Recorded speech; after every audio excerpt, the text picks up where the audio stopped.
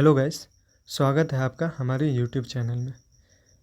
आज मैं इस वीडियो में आपके सामने तारापीठ से रिलेटेड कुछ जानकारियाँ शेयर करने जा रहा हूँ। तारापीठ पश्चिम बंगाल के वीरभूमि जिले में स्थित है। यह जिला धार्मिक महत्व से बहुत प्रसिद्ध जिला है, क्योंकि हिंदुओं के 51 शक्तिपीठों में से 5 शक्तिपीठ वीरभूमि जिले में हैं और इन 5 शक्तिपीठों में से तारापीठ यहाँ का सबसे प्रमुख धार्मिक तीर्थ है। वैसे तो तारापीठ रोड और रेलवे से अच्छी तरह कनेक्टेड है।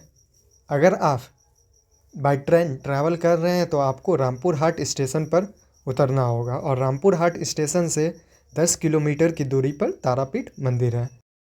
आप अपनी व्हीकल से भी ट्रैवल कर सकते हैं। तारापीठ मंदिर के बगल में ही ढेर सारी पार्किंग एरिया है, जिसके लिए आपको 100 रुपये चार्ज की जाती है। तारापीठ मंदिर के बगल में ही बहुत सारा होटल और धर्मशाला है, तो अगर आप स्टे करने का सोच रहे हैं तो आप वहां रुक सकते हैं। मंदिर परिसर के बाहर आपको ढेर सारी मिठाई, फूल, पूजा की सामग्री की दुकान मिल जाएंगे। आप चाहे तो सारी सामग्री बाहर भी खरीद सकते हैं या मंदिर के अंदर भी ले सकते हैं। मंदिर के अंदर भी बहुत सारी दुकानें हैं। तो चलिए अब आपको तारा मंदिर से रिलेटेड कुछ पुरानी कथाएं सुनाता हूँ। तारापीठ मुख्य मंदिर के सामने महाश्मशान है। कहते हैं कि वामाखेपा को माँ तारा के मंदिर के सामने महाश्मशान में तारा देवी के दर्शन हुए थे। वहीं पर वामाखेपा को सिद्धि प्राप्त हुई थी। वो सिद्ध पुरुष कहलाए। माँ तारा काली माता का एक रूप है। मंदिर में माँ काली की मूर्ति की पूजा माँ तारा के रूप में की जाती है।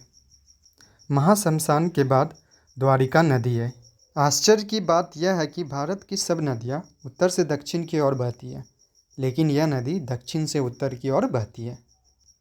तारापीठ राजा दशरथ के कुल पुरोहित वशिष्ठ मुनि का सिंहासन और तारा माँ का अधिष्ठान है, इसलिए यह हिंदुओं का महातीर्थ कहलाता है। यहाँ पर सुदर्शन चक्र से छिन्न भिन्न होकर देवी सती की आँख की पुतली का बीच का तारा गिरा था, इसलिए इसका नाम तारापीठ है।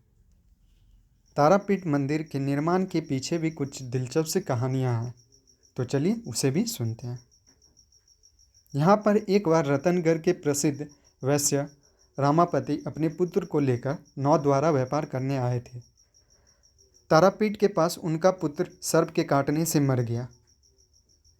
उनके एक सेवक ने उनको तारापीठ के एक बड़े तालाब के पास ले जाकर एक आश्चर्यजनक दृश्य दिखाया। उन्होंने देखा कि मरी हुई मछलियाँ तालाब के जल के स्पर्श करके जीवित हो उठी। यह देखकर उनको बहुत खुशी हुई और अपने पुत्र की मृतदेह को वहाँ लाकर तालाब में फेंक दिया। उसी समय उनका पुत्र जीवित हो गया। उसी दिन से इस तालाब का नाम जीवन कुंड पड़ा।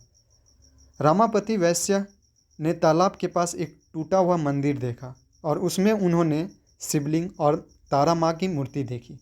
उन्होंने अपने आप को धन्य माना और अपने पैसे से ही उन्होंने मंदिर का मरम्मत कराया और पूजा की। वह वहाँ भगवान नारायण की एक मूर्ति स्थापित करना चाहते थे, किंतु किसी ऋषि के आदेश अनुसार माँ तारा देवी की मूर्ति में ही नारायण की पूजा होगी, काली और कृष्णा अलग अलग नहीं।